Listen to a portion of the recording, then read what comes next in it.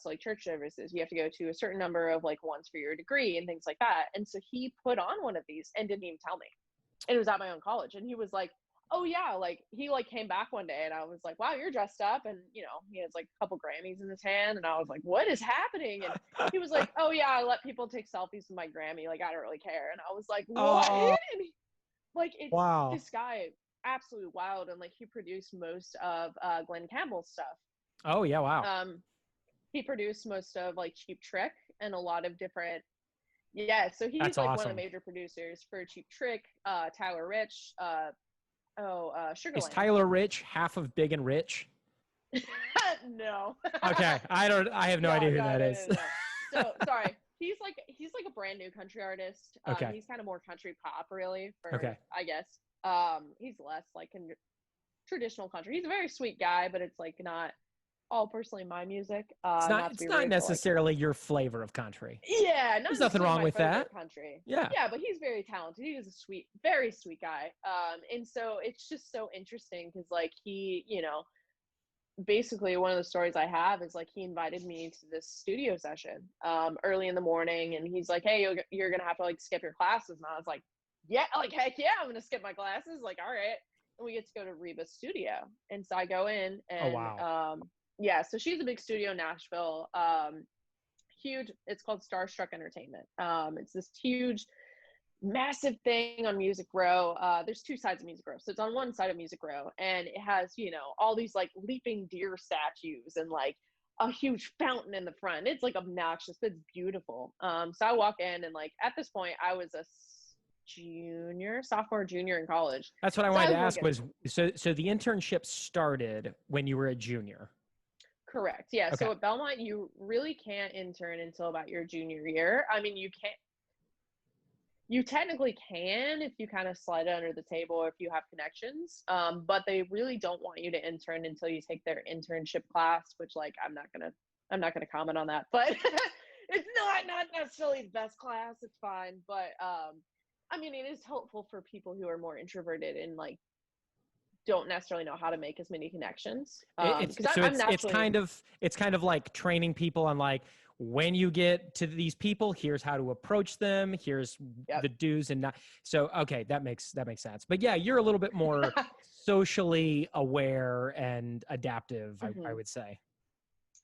Absolutely. And I'm very extroverted. And so it's, you know, it's kind of like, oh, here's how to put together a resume, or here's how to shake someone's hand and like maintain eye contact. And it's like, that might seem rudimentary to me, but to somebody else, it's going to be like a huge game changer, you know, because some people are super, super introverted. They're fantastic with audio engineering. They're fantastic at recording demos and stuff because they sit, you know, in their bedroom all day and like just do demos. And so it's like, it's really helpful for those type of people. But for me, it wasn't as helpful. But at the same time, so yeah, so I was about a junior when it started. And so yeah, so I walk into the studio. Well, first off, I like go to walk in the door, and they're like, they kind of all look at me, and they're like, "Who are you here to see?" Because they have a receptionist and everything. And I was like, "Oh, like I'm here like with Julian," and they're like, "Oh, okay, like he's like, you know, second door on the left or whatever." So I walk in, I see this guy sitting there on the couch, and again, keep in mind it's like super early in the morning.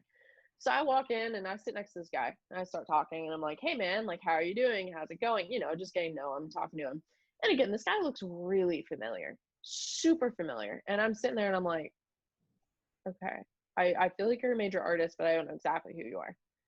And so, and like, this was all like, I mean, the project has since come out, so that's why I'm able to like kind of talk on these different things. But at the time it was like super under wraps, super just like everything was red tape, everything like, I couldn't even talk about that. I was like helping on the project. Helping, I guess, like shadowing the project. I couldn't even say that. Like the label didn't even know. Yeah, so it's kind of like Hollywood in that way. It's like, wow, yeah. I had no idea. Yeah, and it has like, you know, I'm not going to say like it's like specific name it was under, but it had like a certain project number. It wasn't even like called what the project ended up being called. It was like, oh, I'm working on this top secret project. And it's like the label didn't even fully know about this project. Because there was two labels that were coming together, which I'll explain in a second. But basically, so what ended up happening is I sat next to this guy, and we're talking, you know, I'm just kind of getting to know him, and he's, you know, taking videos, taking photos, you know, whatever. And I don't really put it together in my head. You know, he's super sweet guy, super nice guy, talking about how he has like a compound in Georgia, how he's like a audio engineer, all this different stuff. And I was like, wow, that's so cool. Like, I'm learning audio engineering. So we're sitting, I'm talking to this guy for like an hour. And then he kind of looks at me and he was like, yeah, like my newest project is like this major artist. I mean, think like top of the top pop world. Like I can't really say you can't tell me who it is. Oh, okay, I probably can. It's a certain, well, I guess because it's technically come out now. It's Lady Gaga. Whoa. And so you're not like kidding when you say one of the top artists in the world. Absolutely. And he's sitting here and he's telling me like the details of this, you know, of this track that he recorded. And I'm like, who is this guy? Like, I'm sitting there, I love Lady Gaga. So I'm like, who is this guy? Like, what is happening? Like, I'm just sitting there and I'm like, who have I kind of, you know, stumbled into here? And so we start talking for a minute and everything, and I look and there's like a whole string session that's being recorded in front of us. My boss is producing it, and there's an engineer in the room, and they're recording and stuff, and this guy's taking photos, videos, whatever. And then he like stands up and he goes, hold on a second, on the second violin at this note, and like starts pointing out this exact note that was wrong. And I was like, I'm sitting there and I'm like, what? Like I'm totally just shocked. I'm like, wait a minute, what the heck? Like, this guy is phenomenal. And so he stands up, and so he's, you know, doing his thing, conducting. This guy comes in and he's like, this is my brother. And I was like, cool, nice to meet you. Like, cool. And his name is Brandon. So I'm like, okay, cool, whatever. And, you know, at this point, I'm like super suspicious. I'm like, who are these people? Well, then finally, I'm like, hey, what are you doing on this project? Kind of looks at me a little bit, you know, curiously. And again, like, I have to act oblivious that I know what artist this project is for. So he kind of looks at me and he's like, oh, I guess I'm helping produce. And I was like, that's kind of weird. Like, I didn't say that, but I was like, Someone goes, hey, Christian, can you grab this? Christian Bush from Sugarland. Oh. I didn't know, because he had a hat, he had a beard, he looked totally different, was just very sweet, unassuming, nice, absolutely nice guy, absolute sweetheart. And so I'm sitting there and I'm like, I am an idiot. Like, I'm literally sitting there and I'm like, oh my God, like, I literally, like, wow, I'm so dumb.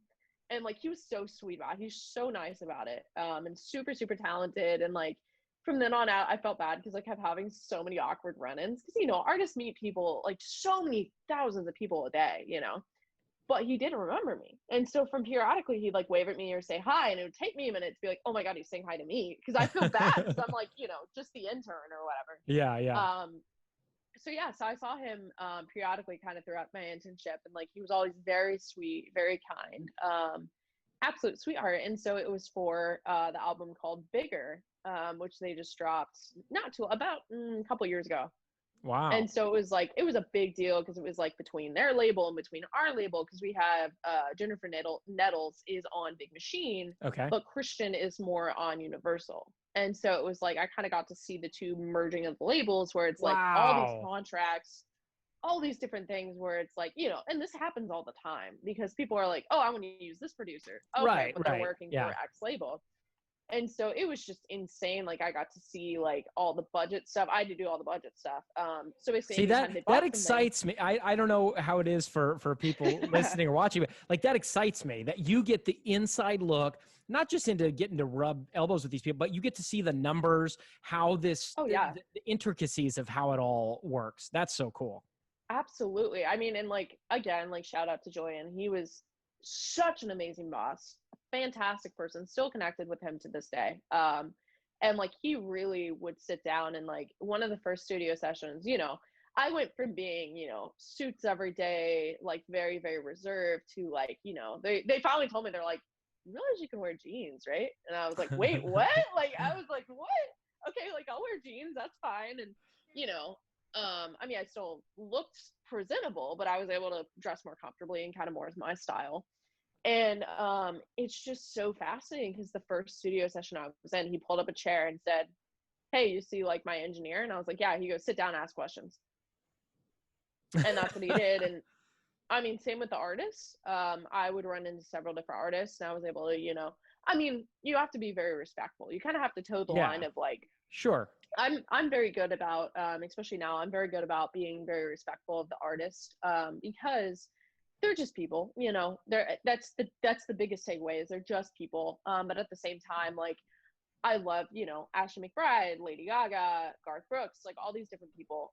And so I've ended up getting to work with people like Garth Brooks and Ashley McBryde and a couple different artists in like different contexts. Yeah, I've actually been able to help kind of. Was this all during the internship? Yes and no. So it depends. So it's like, because that's what I want to know is what happened after your internship, and where you headed. Absolutely. So, so during my internship, I happened to run into a woman named Charlotte, and she was running around frantic. And part of my internship, it was in a side office in a side recording studio. And so they would also do radio interviews. So we'd have all these different artists come, like, walk through and everything. And it was super cool. I felt bad though, because they were like, you know, it was a radio show. So they never had to get dressed up. They didn't have to get glammed up or anything. And so I'd kind of run into these artists. They'd be like deer in the headlights, like, whoa, who are you? And like, I'd just kind of be polite and be like, oh, hi, I'm just getting coffee. You know, I'd just be like, I mean, seriously, I'd be walking over and get coffee and run into these artists. And they're like, deer in the headlights, like, oh my God, there's a fan here. And I'm like, hey, like, hey, I'm just the intern. Sorry. Yeah. But like, so I ran into this woman, and I also ended up, so I had a fellow intern join me, about halfway through my first semester. So I ended up interning for 2 semesters, which is very rare, very bizarre, but we had, it's normally just one semester. Correct. Yeah. Especially a big machine. But I had an artist I was working with named Alana Sophia. I'm able to say her name now because she unfortunately got released from her contract, which happens a lot. Right. That happens. She's phenomenal, very talented. Go check her out. Amazing artist, absolute sweetheart. I'm like friends with her family. Like, it's so cool. So I was working with her at the time, and so they went ahead and carried over my internship, which again is very rare. I was very grateful for it. And so I ended up working with this intern who his dad ended up being John Varvatos, who is like a huge fashion god. Oh yeah. And so I was like trying to think. I was like, I don't know that musician, but I think I know the name Varvatos. So he joined with Scott, and they made a rock label.